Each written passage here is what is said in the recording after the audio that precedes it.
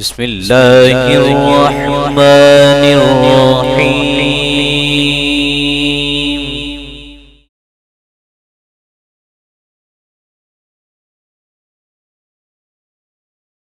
مثلا کہ اس طرح ہم نے آپ کو ایک معتدل امت بنایا ہے. عمومی طور پر اس کا ترجمہ یوں بھی کیا جاتا ہے کہ ہم نے تم کو درمیان والی امت بنایا ہے. بس اصل میں یہ بھی معنی کیے گئے ہیں کہ ایک درجے والی امت بنایا گیا ہے. ظاہر ہے کہ درجہ تو تبھی ملے گا جب کوئی اچھا کام ہو. اصل میں اس کا مطلب یہی ہے کہ تمہیں معتدل امت بنایا گیا ہے. اگر تم اس اصول کو فالو کرو، اپنی زندگی کا اصول بنا لو کہ تم نے دنیا کے کام اور جن کو تم دین کے کام کہتے ہو، اگر ان کے اندر تم نے اعتدال کا راستہ اختیار کر لیا تو یقیناً تمہاری یہ زندگی کامیاب ہو جائے گی. دنیا بھی کامیاب ہوگی اور دین بھی کامیاب ہو جائے گا، اور اس کے نتیجے میں آخرت بھی کامیاب ہو جائے گی. لیکن اس کو بطور شہادت رکھا گیا ہے کہ تم نے یہ چیز اپنے اندر پیدا کر کے لوگوں کے سامنے بطور نمونہ پیش کر، اور ہر شخص کو اس کا مکلف ٹھہرایا گیا، ہر مومن کو اس کا مکلف ٹھہرایا گیا. اور یہ اس چیز کو اللہ تعالیٰ نے مومنوں پر احسان بتایا ہے جب کہا کہ تمہارے اہل ایمان پر اللہ نے احسان کیا ہے کہ ان کے اندر ایک رسول بھیجا ہے، انہی میں سے جو ان کے سامنے اللہ کی آیات تلاوت کرتے ہیں اور ان کو کتاب اور حکمت کی تعلیم دیتے ہیں اور ان کا تزکیہ کرتے ہیں، جبکہ وہ اس سے پہلے سرحد مرئی تھے. ظاہر بات ہے، ہر شخص جانتا ہے اپنی زندگی کے بارے میں کہ اس پر ایک ایسا زمانہ گزرا کہ جب وہ بہت ساری باتیں نہیں جانتا تھا، جب اس کا عقیدہ درست نہیں تھا، جب اس کا عمل درست نہیں تھا. پھر اللہ نے اسے توفیق دی تو اس نے اپنا عقیدہ درست کیا، اپنا عمل درست کیا. تو ظاہر ہے اس کا ماضی اس کے سامنے، اسے پتہ چل رہا ہے کہ واقعہ تھا وہ اس سے پہلے مراد ہے. تو اس لیے فرمایا کہ ہم نے تمہیں معتدل امت بنایا ہے تاکہ تم لتکونوا شہداء علی الناس، تاکہ تم لوگوں کے سامنے اس بات کی شہادت دو، تم اس کے گواہ بن جاؤ، اور تمہارے سامنے اللہ کے رسول گواہ ہے. وَيَكُونَ الرَّسُولُ عَلَيْكُمْ شَهِيدًا، تمہارے اوپر اللہ کے رسول گواہ ہے. اللہ کے رسول نے جو زندگی گزاری ہے اس میں نہ تو دنیا کو چھوڑا ہے، کوئی کام ایسا نہیں، کوئی چیز ایسی نہیں جس کو آپ نے دنیاوی چیز کو استعمال نہیں کیا. سب چیزیں جو حلال تھیں وہ سب استعمال کی، اور دین کے اندر بھی ایک خاص انداز کے ساتھ، میانہ روی کے ساتھ، اعتدال کے ساتھ عمل کیا.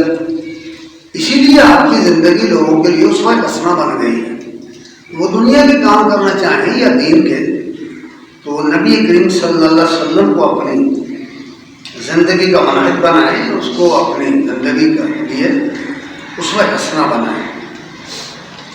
تو یہ شہادت ہے، یہ بنیاد ہے درس اعتدال پر ہی گفتگو کر رہے ہیں. زندگی میں اعتدال پیدا کیجیے، زندگی میں اعتدال پیدا کیجیے. آسان لفظوں میں زندگی میں میانہ روی پیدا کیجیے. میانہ روی کامیاب زندگی کی کلید ہے. اگر لوگ اس دنیا میں اپنی دنیا کو کامیاب کرنا چاہتے ہیں اور اپنے دین کو کامیاب کرنا چاہتے ہیں اور آخرت بھی اس راستے سے وہ حاصل کرنا چاہتے ہیں، انہیں میانہ ہو بن جاتا ہے ہر معاملے میں. دین کے اندر ہم نے دیکھا ہے کہ بہت زیادہ لوگ افراد کی تفریح کا شکار ہے. دین کے مسائل میں بہت لوگ، بعض ایسے مسئلے ہیں جن کے اندر بہت متشدد ہے، اور بعض ایسے مسئلے ہیں جو ان کی سرے سے ان کو پرواہ نہیں ہوتی. تو اس طرح دین کے اندر بھی اعتدال نہیں رہا. اس طرح دنیا کا معاملہ ہے کہ دنیا کے معاملات میں، دنیا کی چیزوں کو حاصل کرنے میں افراد و تفریح کا شکار ہو جاتے ہیں، لوگ کمی بیشی کا شکار ہوتے ہیں. اس لیے یہ بنیادی اصول بیان کر دیا کہ اپنے سامنے اپنی زندگی کو گزارتے ہوئے اعتدال کو سامنے رکھو، معتدل بن کر رہو، ہر معاملے میں جذباتی نہ بنا کرو، اعتدال پسند کرو۔ اگر ہر کام میں اعتدال کے راستے پہ چلو گے تو تمہیں کوئی مشکل پیش نہیں آئے گی۔ اسی لیے آپ صلی اللہ علیہ وسلم نے ایک موقع پر یہ بات ارشاد فرمائی۔ ام المؤمنین عائشہ رضی اللہ تعالیٰ عنہا بیان کرتی ہیں کہ نبی کریم صلی اللہ علیہ وسلم ان کے پاس تشریف لائے، ان کے گھر بھی آئے۔ عن عائشہ ان النبی صلی اللہ علیہ وسلم دخل علیہ، ان کے پاس آئے۔ وعندنا امرأة، اور اس وقت ان کے پاس ایک خاتون بیٹھی ہوئی تھی، ان کے گھر میں ایک خاتون تھی۔ قال من حاجی، نبی صلی اللہ علیہ وسلم نے فرمایا امی عائشہ سے کہ یہ کون ہے؟ قالت حاجی فلانہ، انہوں نے فرمایا یہ فلاں خاتون ہے۔ تذکر من صلاتها، پھر امی عائشہ نے اس کی نماز کی بڑی تعریف کی کہ یہ نمازیں بہت پڑھتی ہیں، نمازیں پڑھتی ہیں۔ آپ بھی آج بھی دیکھتے ہیں، آپ کئی لوگ جو سینکڑوں رات کے اندر ہزار سنتے ہیں، تاریخوں پڑھتے ہیں کہ فلاں بزرگ 1000 رکعت پڑھتے تھے، کوئی 100 رکعت پڑھتا تھا، کوئی فلاں اس طرح، کوئی ہمیشہ ہی روزہ رکھتا تھا، وغیرہ وغیرہ، یہ چیزیں پڑھتے ہیں، سنتے بھی رہتے ہیں۔ اور کتنے لوگ آپ بھی ہیں جو اس طرح سمجھتے ہیں۔ تو جب آپ نے عائشہ رضی اللہ عنہا نے ان کی بہت تعریف کی کہ یہ نمازیں بہت زیادہ پڑھتی ہیں، تو قال ما علیکم بما تطیقون، آپ نے فرمایا وہ کام کرو جس کی تمہیں طاقت ہے، جس کی تمہارے اندر صلاحیت ہے، وہ کام کرو۔ مطلب اس فکر کا یہ ہے کہ وہ کام کرو جو تم ہمیشہ نبھا سکو۔ ایسا نہ ہو کہ تم جوانی میں بہت کام کرتے ہو، آواز میں بھی کرتے ہو، لیکن جب بڑھاپا آئے تو پھر وہ پورا نہ ہو سکے۔ اس طرح کی بھی بہت ساری مسائل حدیث کی کتابوں میں ہیں۔ مثلا عبداللہ بن عمر بن عاص رضی اللہ تعالیٰ عنہ کو واقع ہیں کہ نبی کریم صلی اللہ علیہ وسلم نے مجھے فرمایا، حکم دیا کہ میں 1 مہینے سے کم میں قرآن کا پڑھنا۔ میں نے عرض کیا مجھے تو بہت طاقت ہے، میں اسے زیادہ کر سکتا۔ آپ نے فرمایا چلے آپ 15 دن سے کم نہ کریں، کرتے کرتے 1 ہفتے پر آ گئے۔ کہتے نہیں یار سنو میرے اندر تو بہت طاقت ہے۔ آپ نے فرمایا کہ 3 دن سے کم مدت میں قرآن ختم کرنا منع ہے، قرآن کی تلاوت کرتے ہیں۔ یہاں دیکھتے ہیں نا شبیریں پڑھتے ہیں، ایک رات میں ابو صاحب وہ قرآن ختم کرتے ہیں۔ شریعت کی مزاج یہ نہیں ہے، شریعت میں یہ چیزیں قتل نہیں ہے۔ وہ خود کہتے ہیں کہ جب وہ زمانہ گزر گیا، بڑھاپا آ گیا، تو وہ کہتے پچھتایا کرتے تھے، کہتے تھے کاش میں رسول اللہ صلی اللہ علیہ وسلم کی نصیحت پر عمل کرتا، اب تو مجھ سے نہیں ہو سکتا۔ کھڑا ہونا مشکل ہو جاتا ہے بڑھاپے میں، مجھے جواب دے جاتی۔ تجربے سے ثابت ہو گیا کہ ایسا نہیں چل سکتا، ہمیشہ نہیں چل سکتا، اس لیے اعتدال کا حکم دیا گیا ہے کہ بالکل معیار میں اسے کام کرو۔ تو آپ نے فرمایا کہ کام عبادت وہ کرو جس کی تمہیں طاقت ہے، تاکہ وہ تمہاری برقرار ہے۔ پھر ساتھ ہی فرمایا فواللہ، یاد رکھو اللہ کی قسم، باخدا اللہ تبارک تعالیٰ اکتائے گا نہیں، لیکن تم تھک جاؤ گے۔ اللہ نہیں اکتائے گا، وہ اجر دے جائے گا، لیکن تم سے وہ کام نہیں ہوگا، تم تھک جاؤ گے، تمہاری حالت خراب ہو جائے گی۔ وَقَانَ أَحَبَّ الدِّينِ إِلَيْهِ مَا دَامَ عَلَيْهِ صَاحِبُهُ۔ پھر اصول بتا دیا کہ اللہ تعالیٰ کسی بھی عمل کرنے والے کو دین کا جو عمل کرتا ہے اس کو پسند کرتا ہے جو جس پر ہمیشگی ہو، آپ چھوٹا سا عمل ہو ہمیشہ کرو، ہمیشہ کرتے رہو، لیکن وہ بہت تھوڑا عمل ہو۔ اس طرح کی اور بھی بہت ساری باتیں ہیں۔ تو نبی کریم صلی اللہ علیہ وسلم نے ہر کام کرنے میں اعتدال کا حکم دیا، عبادت میں خصوصی طور پر۔ انس رضی اللہ تعالیٰ عنہ بیان کرتے ہیں کہ قال جاء ثلاثة وسط الى ازواج النبی صلی اللہ علیہ وسلم یسألون عن عبادت النبی، صلی اللہ علیہ وسلم. فلما اخبروا بها كأنهم تقالوا، کہ ایک وفد صحابہ کا ایک وفد ازواج النبی صلی اللہ علیہ وسلم کے پاس آیا. کچھ لوگ کچھ صحابی آئے نبی کریم صلی اللہ علیہ وسلم کے ازواج کے پاس. یہ آپ کی دنیا سے چل جانے سے پہلے کی بات ہے. تو انہوں نے ان زوجہ محترمہ سے نبی کریم صلی اللہ علیہ وسلم کی عبادت کے متعلق پوچھا کہ آپ عبادت کیسے کرتے ہیں. انہوں نے بتایا کہ آپ کا طریقہ یہ ہے کہ عشاء کی نماز پڑھ کر سو جاتے ہیں اور پھر تہجد پڑھتے ہیں. اتنی رکعتیں پڑھتے ہیں، 8 رکعت پڑھتے ہیں، 3 رکعت نفل پڑھتے ہیں، وتر پڑھتے ہیں، اور اس کے بعد فجر کی نماز پڑھ کے فارغ ہو جاتے ہیں.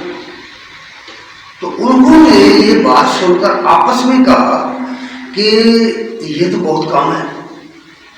عشاء کی نماز پڑھ کے سو رہے، صبح تہجد پڑھ، فجر کی نماز پڑھ، پھر اس کے بعد دیگر بہت سارے امور زندگی. انہوں نے کہا یہ تو بہت کام ہے. تو پھر انہوں نے کہا کہ بھئی ہمارا کیا مقابلہ نبی کریم صلی اللہ علیہ وسلم سے. فقالوا اینا نحن من النبی صلی اللہ علیہ وسلم، ہم بہت کمزور لوگ ہیں یا نبی کریم صلی اللہ علیہ وسلم کی تو شان بہت بڑے ہیں، درجات بہت بڑے ہیں. یہاں تک کہ انہوں نے کہا قد غفر اللہ تقدم من ذنبہ وما تأخر، کہ نبی کریم صلی اللہ علیہ وسلم کو بہت زیادہ بات کرنے کی کیا ضرورت ہے، ان کے تو اگلے پچھلے سب قصور ہو چکے ہیں. اور ہم کون ہیں؟ ہم تو گناہگار لوگ ہیں، اس لیے ہمیں تو بہت زیادہ بات کرنی چاہیے. تو ان میں سے ایک نے کہا فقال احدهم اما انا فاصلی لیلا ابدا، ایک نے کہا کہ میں تو ہمیشہ ساری زندگی ساری رات نماز پڑھوں، ساری رات. اب غور کیجیے کہ اگر کوئی شخص 1000 نفل پڑھے رات کے وقت، کیا خیال ہے کہ ایک دن تجربہ کر کے دیکھیں. اور یہ بھی ہم نے پڑھا ہے کتابوں میں کہ بعض بزرگ ایسے بھی تھے جو عشاء کی نماز کے ساتھ فجر کی نماز پڑھتے تھے. 40 سال انہوں نے اس طرح کیا ہے اور اس کو بڑی بلائیں سمجھا گیا ہے. لیکن یہاں دیکھیے اس نے کہا کہ میں ساری رات نماز پڑھوں، ہمیشہ پڑھوں، ہمیشہ بھائی وقال آخر، اور دوسرے نے کہا انا اصوم النہار ابدا، میں تو ہمیشہ روزے سے رہوں گا، یعنی ہر روز میں روزہ رکھوں گا پوری زندگی. اور یہ اتنا آسان کام ہے، بہت مشکل. تیسرے نے کہا بلا، تو کہنے لگا کہ میں روزہ رکھوں گا اور کبھی نہیں چھوڑوں گا. وقال لگا، تیسرے نے کہا انا اعتزل النساء فلا تزوج ابدا، میں عورتوں کے قریب نہیں جاؤں گا اور زندگی بھر شادی نہیں کروں گا. ہمارے ہاں یہ بھی سمجھا جاتا ہے کہ جو شخص شادی نہ کرے بڑا درویش ہے اور بڑا ولی اللہ ہے، منسوخ ہے، یہ سمجھا جاتا ہے نا. تو فلاں نے ساری زندگی شادی نہیں کی، بلکہ تصوف کی کتابوں میں لکھا ہے کہ در حقیقت تصوف میں وہی آئے جو متفرد ہو، جو شادی شدہ تھا. اور یہاں تک کہا گیا کہ شادی تو ایک مصیبت ہے. بھائی جب کسی نے شادی کی، اس فیصلہ کا قول ہے کہ جس نے شادی کی اس نے شیطان کو اپنے گھر میں داخل ہونے کی دعوت، کتابوں میں یہ باتیں لکھی. اس نے کہا کہ میں کبھی شادی نہیں کروں گا اور اسے علیحدہ رکھوں گا. فجاء النبی صلی اللہ علیہ وسلم، اتنے میں نبی کریم صلی اللہ علیہ وسلم تشریف لے آئے. آپ نے فرمایا فقال انتم الذین قلتم کذا و کذا، کیا تم نے یہ اور یہ باتیں کی؟ پوچھا ان سے کہ تم نے یہ اور یہ باتیں تم نے کی، آپ کو جب خبر ملی کہ ایسا ایسا کیا کہ گئے ہیں، تو فرمایا کیا تم نے ایسی ایسی باتیں کی ہیں، دعوت کی ہیں؟ اور پھر فرمایا سنو، غور سے سنو. انہیں نصیحت کرتے فرمایا اما باللہ، بخدا اللہ کی قسم، انی لاخشاکم اللہ، میں تم سے اللہ سے زیادہ ڈرنے والا ہوں.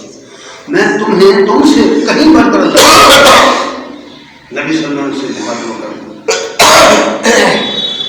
اتقاکم لہ، اور میں اس کی نافرمانی سے تم سے کہیں بڑھ کر بچنے والا ہوں، زیادہ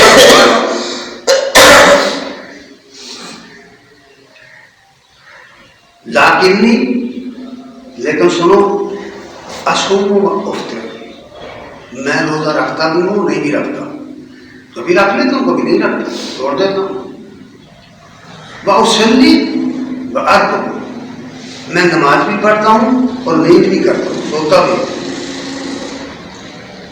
اتزوج النساء، اور میں نے شادیاں بھی کر رکھی ہیں۔ نبی کریم صلی اللہ علیہ وسلم، میں نے پہلے عرض کیا نا کہ زندگی یہ دنیا جو ہے، اس دنیا کی ہر چیز کو استعمال کیا جو حلال ہے، فرمایا میں نے شادیاں بھی کر رکھی ہیں، سن رکھو، فمن رغب عن سنتی فلیس منی، جس کو میرا طریقہ پسند نہیں، جس نے میرے طریقے سے رخ پھیر لیا، اس کا میرے ساتھ کوئی تعلق نہیں۔ اب فرمائیے نبی کریم صلی اللہ علیہ وسلم کے اس فرمان کو سامنے رکھ کر ذرا دیکھیے اپنی زندگی کو کہ کیا واقعی ہم اسی طریقے سے اپنی زندگی کو گزار رہے ہیں؟ کیا ہماری زندگی میں اس طرح کا اعتدال ہے؟ یہ عبادت کی بات ہے۔ پھر قرآن مجید میں یہ بھی بتایا گیا ہے کہ یہ دنیا جو ہے یہ نہیں چل سکتی بھائی، یہ دنیا کی جو روزی ہے، جو مال و اسباب ہیں، جو سامان زیست ہے، اس کے بغیر یہ زندگی نہیں چل سکتی۔ ضروریات زندگی ہیں، ان کے بغیر نہیں چل سکتی یہ زندگی۔ آدمی کو کس چیز کی ضرورت نہیں ہے؟ کھانے کی ضرورت نہیں ہے، لباس کی ضرورت نہیں ہے، مکان کی ضرورت نہیں ہے، بچوں کی ضرورت نہیں ہے، کس چیز کی ضرورت نہیں ہے؟ ہر چیز کی ضرورت ہے، اس کے بغیر زندگی نہیں چلے گی۔ اس لیے اس پر کوئی پابندی نہیں لگائی گئی، بس ایک ہی پابندی لگائی ہے کہ دیکھنا بھائی حلال حرام کو شناخت رکھنا، جائز و جائز کو پہچان کے چلنا، یہی پابندی ہے، اور کوئی پابندی نہیں۔ پھر یہاں تک اب غور کریں کہ ایک طرف ہے عبادت، ایک طرف ہے روزی کمانا، دو کام ہیں، اکٹھے چل رہے ہیں۔ قرآن مجید میں سورہ جمعہ کے اندر آیت نمبر 9 میں فرمایا یا ایھا الذین آمنوا اذا نودی للصلاۃ من یوم الجمعۃ فاسعوا الی ذکر اللہ وذروا البیع۔ غور کرو اے ایمان والو، جب جمعے کی اذان ہو، جمعے کی اذان دے دی جائے، جمعے کا یہ آواز دے دی جائے، ندا دے دی جائے، بلا دیا جائے جمعے کی طرف نماز کے لیے، فاسعوا الی ذکر اللہ، تو اللہ کا ذکر سننے کے لیے بھاگو، دوڑ کرو، جلدی کرو، جلدی کرو۔ ہمارے ہاں تو آپ نے یہی حالت دیکھ لیا، مسجدوں کے اندر لوگ بالکل خطبے سننے کے لیے نہیں آتے، کیا وجہ ہے اس کی؟ حالانکہ اصل چیز جو ہے وہ خطبہ ہے، جس میں قرآن و سنت، نبی کریم صلی اللہ علیہ وسلم کی کلمات، اللہ تعالیٰ کے احکام و ہدایات بیان کی جاتی ہیں۔ جس شخص نے یہ نہیں سنا اسے کچھ نہیں ملا، یہ 2 رکعتیں پڑھنے سے اس کی ادائیگی نہیں ہو جائے گی، یہ 2 رکعتیں پڑھنے سے اس کی کامیابی نہیں ہو جائے گی۔ اس کے لیے تو یہ مقرر نہیں کیا گیا جمعہ، یہ 2 رکعتوں کے لیے جمعہ نہیں مقرر کیا گیا، یہ اللہ کا ذکر سننے کے لیے مقرر کیا گیا۔ آؤ اللہ کا ذکر سنو، نحن نزلنا الذکر وانا لہ لحافظون، ہم نے اس ذکر کو، قرآن کو اتارا ہے اور ہم نے اس کے محافظ ہیں۔ اور دوسری بہت سارے مقامات پر بھی یہ فرمایا گیا ہے کہ یہ ذکر ہے، یہ کتاب نصیحت جو ہے اسے سنو، اور فرمایا کہ جب اذان ہو جائے فوراً اپنے کام چھوڑ دو، وذروا البیع، اور اپنے کاروبار بند کر دو، تجارت بند کر دو۔ علماء نے اس پر بڑی تفصیل سے لکھا ہے کہ اس کے بعد اذان سن لی جب کسی شخص نے جمعے کی اور اس کے بعد وہ کام کرتا رہا ہے تو وہ حرام ہے، وہ حرام ہے، اس کو اسی وقت فوراً فاسعوا الی ذکر اللہ، الفاظ صاف ہیں کہ دوڑو، جلدی کرو، صحیح کرو، اللہ کے ذکر کی طرف دوڑو، نماز کی طرف نہیں دوڑو، فرمایا ذکر کی طرف دوڑو، نصیحت کی طرف دوڑو، تذکیر کی طرف دوڑو، قرآن سننے کے لیے آؤ، اس لیے فرمایا۔ اور ساتھ ہی فرمایا کہ وذروا البیع، اور کاروبار ٹھپ کر دو، تجارت بند کر دو۔ یہ مطلب نہیں ہے کہ تجارت بند کرو دیگر کام کرتے رہو، یہ نہیں مطلب۔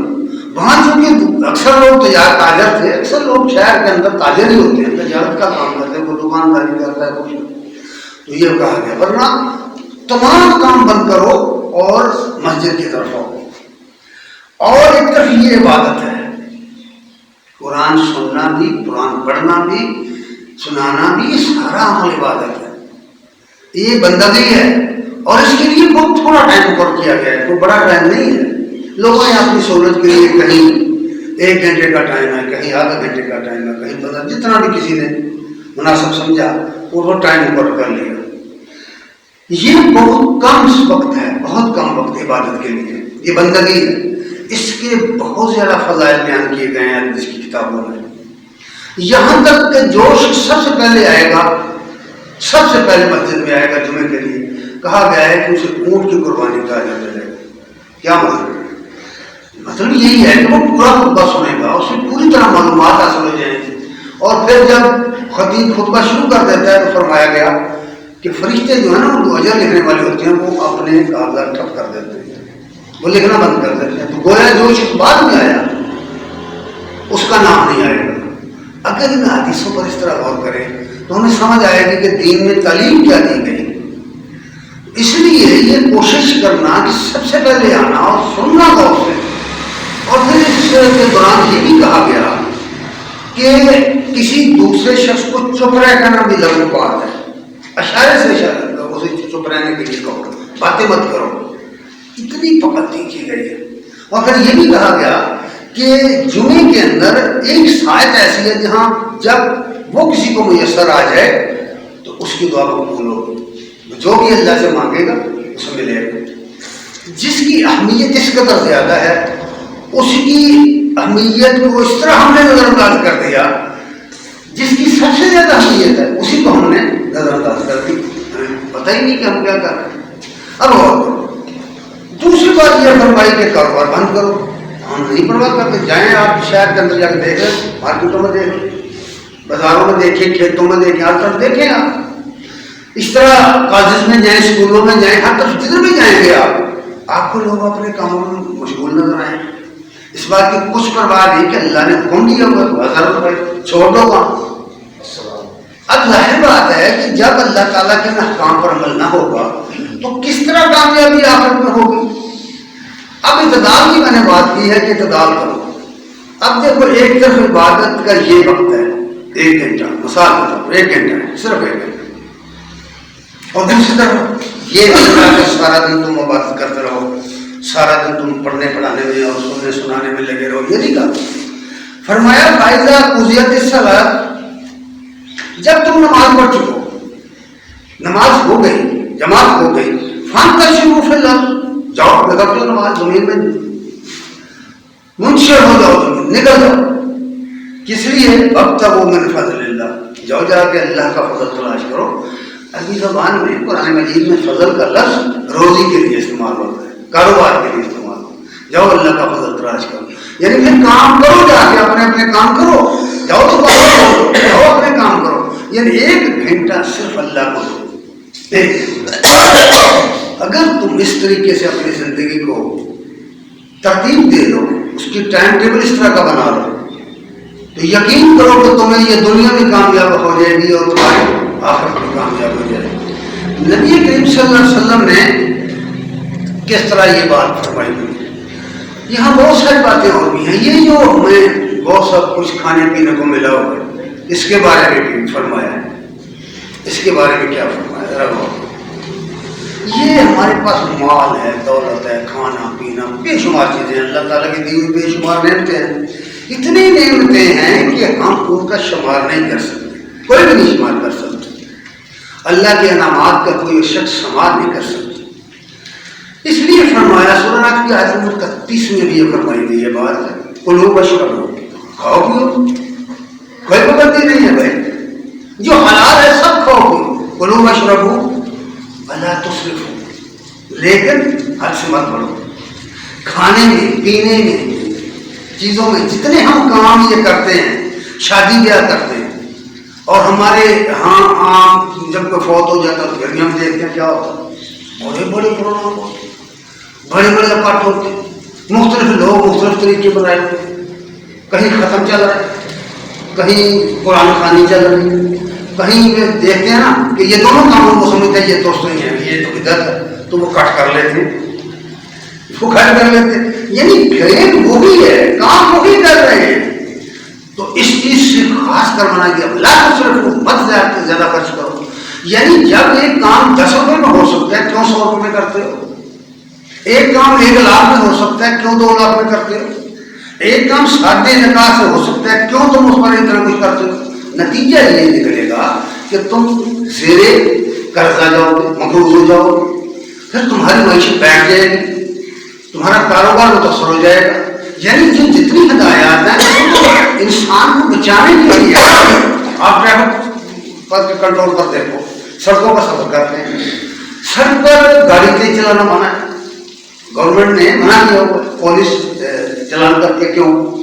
پولیس کو کیا تکلیف ہے، گورنمنٹ کو کیا تکلیف ہے؟ کوئی تیز سے تیز گاڑی چلائے، 200 کلومیٹر چلائے، گورنمنٹ کو کیا تکلیف ہے؟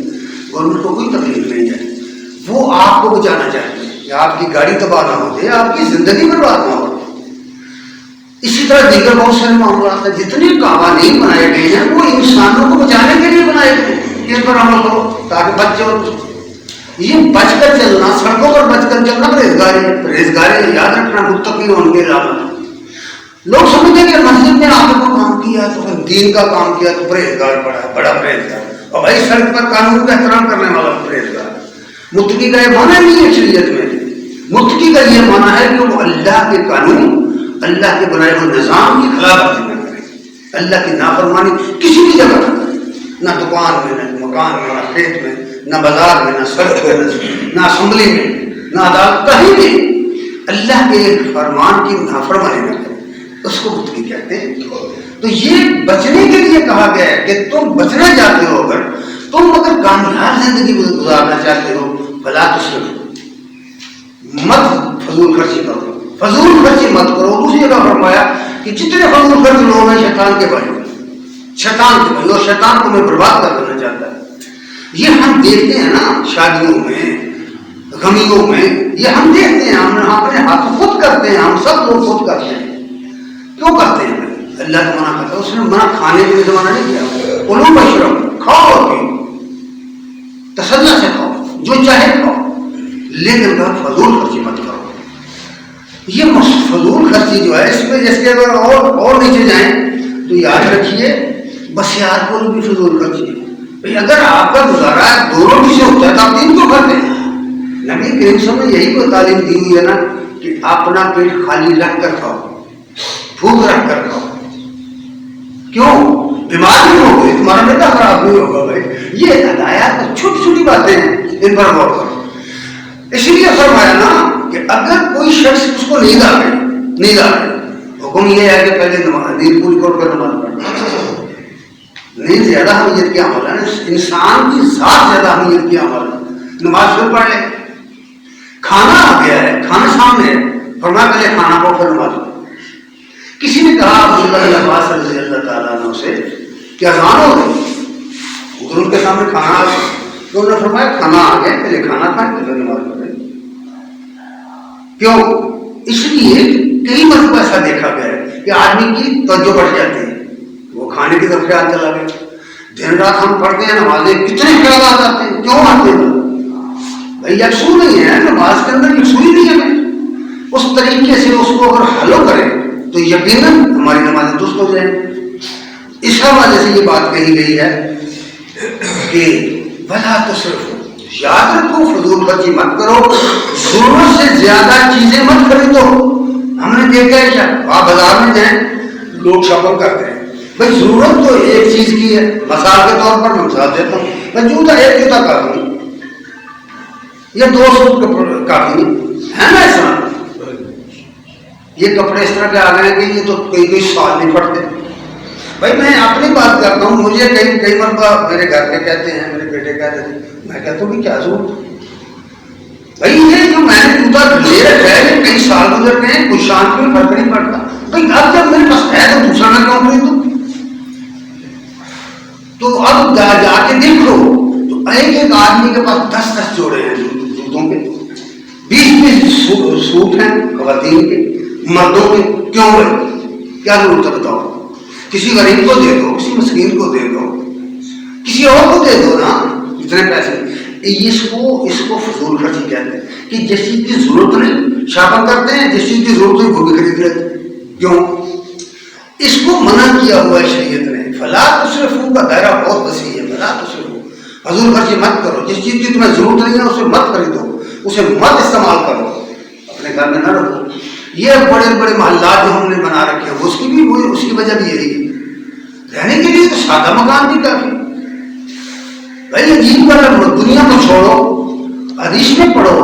आप कोई भी हदीस की किताब उठा के पढ़े, किताबुल मसाजिद का बाब पढ़े, आप देखकर हैरान रह जाएंगे।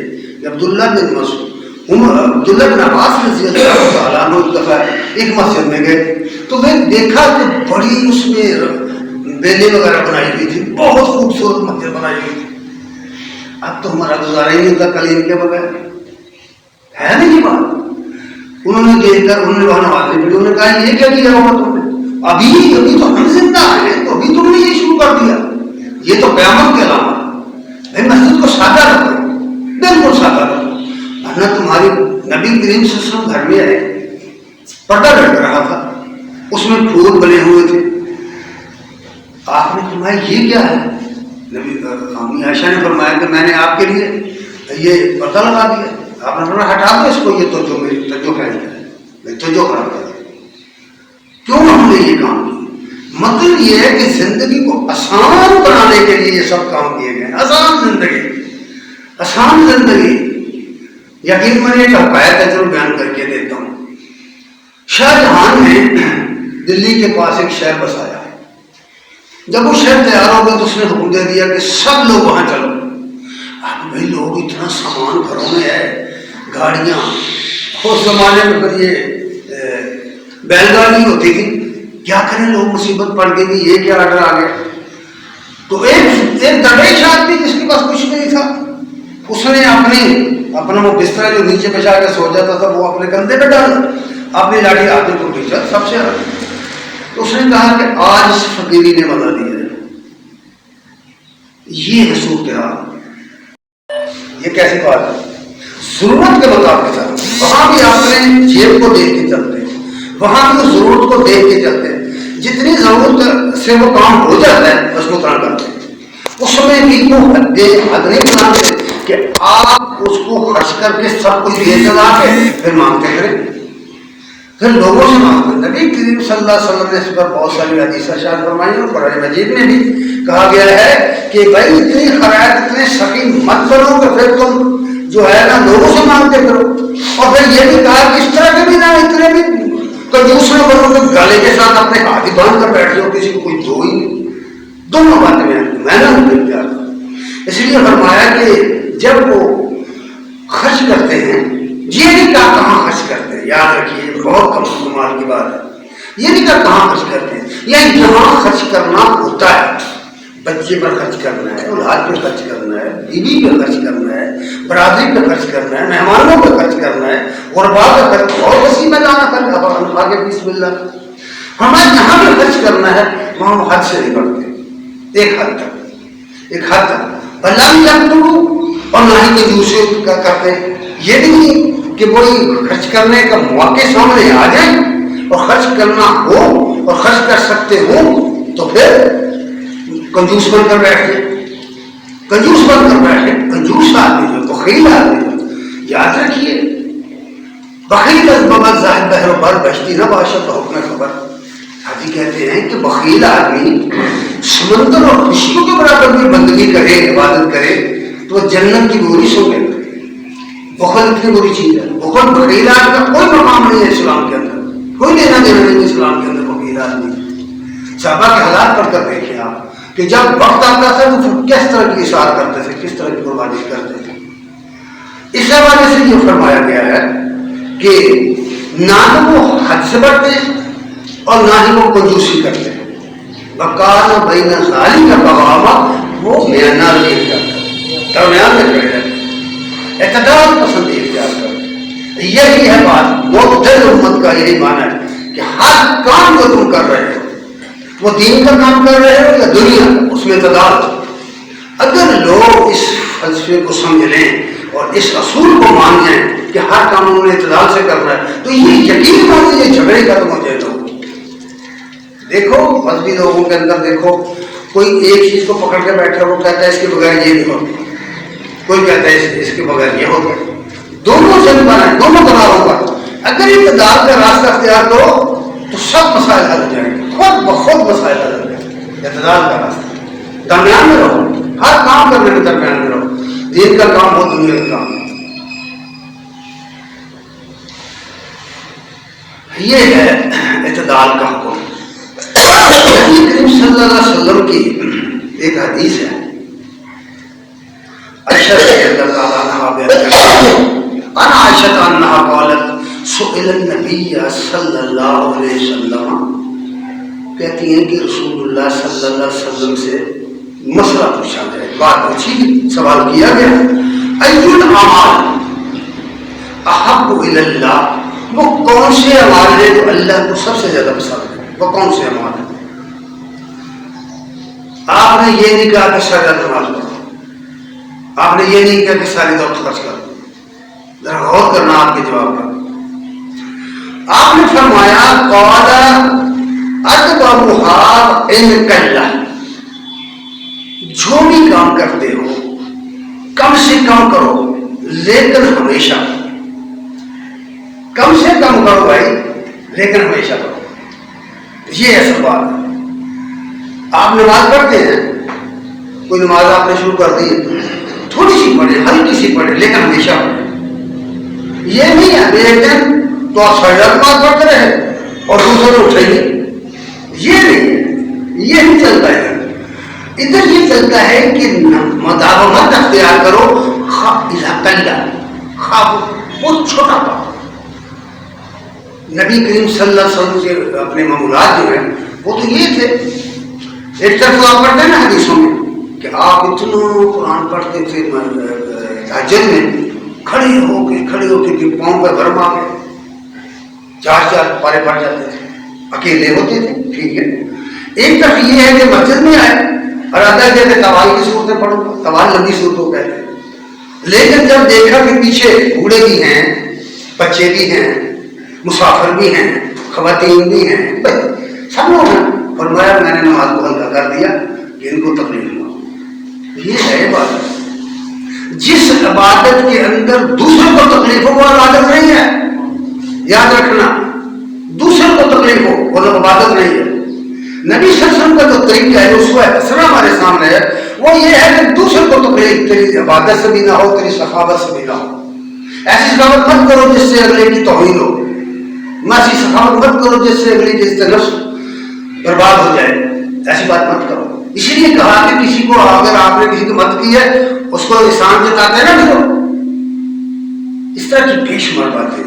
اچھا اس لیے فرمایا قال اکبرها ان کلہ، مدامت والا عمل کرو خواب کم ہو۔ وقال لتلف من الاعمال ما تطيقون، یاد رکھو جو تمہاری طاقت اجازت ہے جس کی دے دی وہ عمل مت کرو، جو تمہاری طاقت اجازت ہے کام وہ کرو جس کی تم طاقت رکھتے ہو، مالی طاقت کے لحاظ سے یا بدنی طاقت کے لحاظ سے، دونوں قسم کے کام ہیں بھائی، یا تو بدنی عبادت ہے یا مالی عبادت ہے یا قومی عبادت ہے۔ ایسی عبادت کرنا کہ جس کی طاقت رکھے انسان، فرمایا اس سے باز رہو، ایسی عبادت مت کرو جس میں جو تمہاری طاقت سے زیادہ ہے۔ اسلام نے بوڑھے لوگوں کے لیے، بیماروں کے لیے یہ احکام دیے کہ سب موسم ہے، ٹھنڈا موسم ہے، بوڑھا آدمی ہے، کمزور آدمی، خطرہ ہے کہ اگر وہ وضو کرے گا بیمار ہو جائے، اسے کہا تیمم کر لو، اگر ٹھیک ہو تو وضو کر لو۔ حتیٰ کہ اگر غسل واجب ہو گیا ہے اور تمہاری حالت اس طرح کی ہے کہ تم غسل برداشت نہیں کر سکتے تو تم لے لو، ایک سائڈ ادھر مارو ادھر مارو، تمہارا غسل ہو گیا، پاک ہے مٹی۔ نبی صلی اللہ علیہ وسلم نے فرمایا میرے لیے زمین پاک کر دی گئی۔ یہ احکام کیوں دیے گئے؟ اس لیے کہ ادھر بنی نوع انسان جو ہے اس کو بچانا زیادہ، اس کی حفاظت زیادہ، انسان کی حفاظت زیادہ. اس لیے اللہ تعالیٰ کو بہت روزہ کم ہو. اللہ تعالیٰ کو اس سے نہیں فرق پڑتا کسی نے بڑا عمل کیا ہے کسی نے کم کیا. قیمت پر دیکھا گیا ہے کہ لاکھوں دینے والے سے 1 روپیہ دینے والا بڑھ گیا کیونکہ اس نے زیادہ اخلاص سے دیا، اس کی حالت زیادہ اس طرح کی تھی. تو اس لیے فرمایا کہ وہ کام مت کرو جس کی تم طاقت نہیں رکھتے.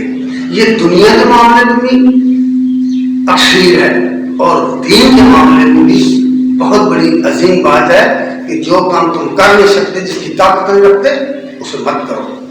اگر کرو گے تو تم اپنی دنیا بھی برباد کر لو گے، اپنی آخرت بھی برباد کر لو گے. اللہم اغننی بالعلم زینی بالعلم اکرمنی بالتقوی وجملنی بالعافیہ. نبی صلی اللہ علیہ وسلم یہ دعا کیا کرتے تھے، آپ بھی کریں، یاد کریں. ہم اس طرح کی دعائیں حدیثوں میں پڑھیں. اے اللہ مجھے علم سے بری کرتے ہیں، اتنا علم عطا فرما، دولت مجھے علم کی عطا فرما، علم کی دولت. بھائی علم کے بغیر کچھ بھی نہیں ہے. علم پہلے عمل بعد میں. یاد رکھنا یہ بات، پہلے علم عمل بعد میں آتا ہے. وزینی بالعلم مجھے بردباری کی زینت عطا فرما، برداشت کی قوت عطا فرما. آج جتنا فساد ہے ہماری دنیا کے اندر یہ عدم برداشت کی وجہ سے. معاشرے وہی کامیاب ہوتے ہیں جن میں برداشت کا مادہ ہو. کامیاب وہ لوگ ہیں جو اپنے مخالف کو بات سنتے ہیں نا برداشت کرتے ہیں، علم سے کام لیتے ہیں. اس لیے دعا کی کہ مجھے تحمل اور بردباری کی دولت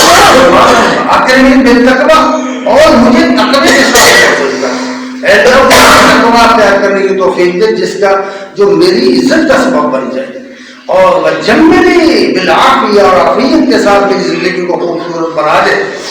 ہر قسم کی تکلیفوں، ہر قسم کی مصیبتوں، ہر قسم کی بیماریوں، ہر باتوں سے میری زندگی کو بچا اور اس طرح میری زندگی کو خوبصورت بنا. آپ بھی اس طرح کی دعائیں کریں، یاد کریں گے دعائیں، اور اس طرح اپنی زندگی کا بنیادی اصول بنا لیں کہ ہر کام اعتدال کے ساتھ، میانہ کے ساتھ کرنا ہے. یہ اصل تعلیم ہے قرآن مجید میں اور نبی کریم صلی اللہ علیہ وسلم کی. آپ کا اصول یہی ہے. آپ نے کبھی اس طرح کا کوئی کام نہیں کیا، نہ کسی کو کرنے کا حکم دیا ہے. اللہ تعالیٰ ہمیں بھی اس کا پر عمل کرنے کی توفیق عنایت فرمائے.